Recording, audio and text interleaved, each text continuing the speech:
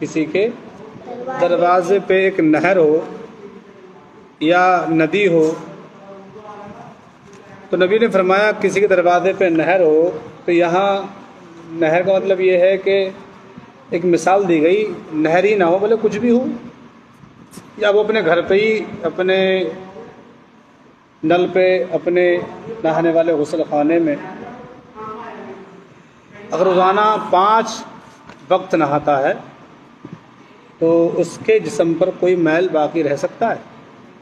اگر کوئی انسان روزانہ نہائے، چاہے وہ ندی میں نہائے، چاہے وہ سوئمنگ پول میں نہائے، چاہے وہ اپنے گھر پہ نہائے، ہے نہیں، غسل خانے میں نہائے، کہیں بھی نہائے، روزانہ 5 مرتبہ اگر کوئی غسل کرے گا، نہائے گا، تو کیا اس کے بدن پر کوئی میل رہ سکتا ہے؟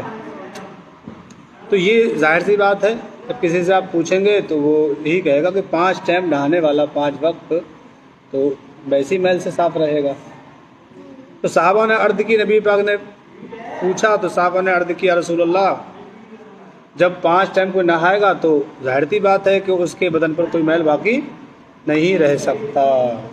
پھر ہمارے نبی نے فرمایا اسی طرح اگر کوئی بھی ایمان والا اگر 5 ٹائم کی نماز روزانہ پڑھے گا تو اس کے اوپر کوئی بھی گناہ باقی نہیں رہے گا، اس کے ذمہ کوئی گناہ نہیں رہے گا۔ جب انسان روزانہ نماز پڑھے گا 5 ٹائم کی تو اس کے جسم پر کوئی بھی گناہ باقی نہیں رہے گا۔